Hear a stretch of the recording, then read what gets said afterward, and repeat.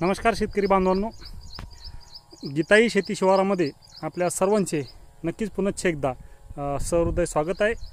मी आज आपल्यासमोर एक अत्यंत महत्त्वाचा विषय घेऊन येतोय, तर कृपया आपण तो काळजीपूर्वक हा व्हिडिओ शेवटपर्यंत पाहावा, म्हणजे आपल्याला नक्कीच समजेल। तर मी गेल्या 12 वर्षानंतर पहिल्यांदा ह्या वर्षी कपाशी पीक लावलं आहे आणि ह्या कपाशी पिकामध्ये मी जवळपास 4 प्रयोग केलेत। तर त्या 4 प्रयोगापैकी मी पहिला प्रयोग आपल्यासमोर सादर करतोय। नक्कीच आपण पूर्ण पाहावा आणि शक्य जर झाल्यास तर आपल्या शेतात आपण प्रयत्न करावा किंवा असं करून पाहावं, तर नक्कीच फायदा होईल। मला असं वाटतंय, मला झालाय, आपल्याला सुद्धा होईल। तर तो पहिला प्रयोग असा आहे की कपाशी पीक मी हे 2 तासामधील, म्हणजे ह्या झाडापासून ह्या झाडापर्यंत 2 तासामधलं अंतर हे 4 फूट आहे आणि 2 झाडांमधलं जवळपास अंदाजे हे बघू शकता तुम्ही 6 फूट अंतर आहे, 6 ते 1.5 फूट। आता मजुरांनी लागवड केली आहे, पण परफेक्ट 6 फूट येणार नाही, पण 1 फूटपेक्षा आत नाही आणि 1 फुटापेक्षा नक्कीच जास्त आहे। तर मुख्य विषय असा आहे की आपण ह्या शेतामध्ये जो पहिला प्रयोग केला आहे तो केला आहे गळफांदी शेंगा खुडणीचा।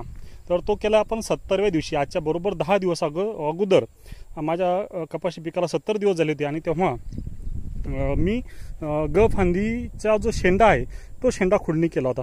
तर तो जो शेंडा आहे तर तो शेंडा खुडणीचा फायदा काय झाला आपण इथे बघू शकता। आता ही गळफांदी आहे आणि ह्या गळफांदीचा या ठिकाणी हे बघा, अति सूक्ष्म बघा, या ठिकाणी शेंडा खुडला आहे। तर त्याचा फायदा असा झाला की ह्या गळफांदीच्या प्रत्येक फुट्यामध्ये अशा उपफांद्या निघाल्या आणि त्या उपफांद्याला हे पाहू शकता तुम्ही, त्या उपफांदीला परत 5-5, 6-7 पातं आता लागतंय।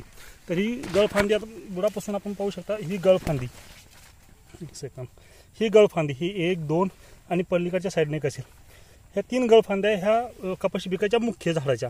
तर ही गळफांदी जशी जशी वर आली तर आपण ती गळफांदीचा शेंडा ह्या ठिकाणी वरती मारलेला आहे। तर त्या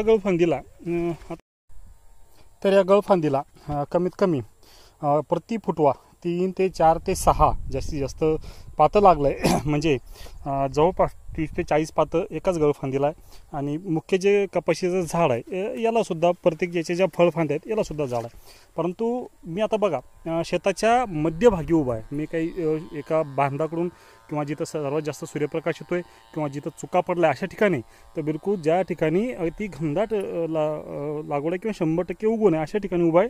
आणि ह्या ठिकाणी शेंडा गळफांदीचा शेंडा खुडल्यानंतर जो फायदा झाला तो गळफांदीला फुटले आणि त्याला पातं लागलंच, परंतु जी मुख्य फळफांदी आहे त्या मुख्य फळफांदीला आपण पाहू शकता, ह्या ज्या मुख्य फळफांद्या आहेत यांना सुद्धा मोठ्या प्रमाणात पातं लागलंय।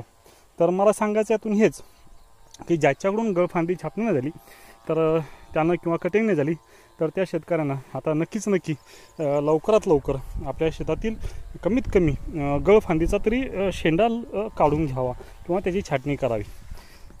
बघा तुम्ही आता प्रत्येक हे मी तासानं चालतोय, तर हे ज्या गळफांद्या दिसतात हे किंवा छाटणी झालेली दिसते प्रत्येक ठिकाणी, तर याला काय म्हणतात त्याला पाते आणि फुटे फुटलेले आहेत।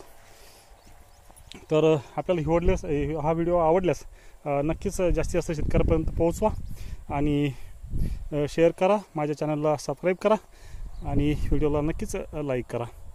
धन्यवाद।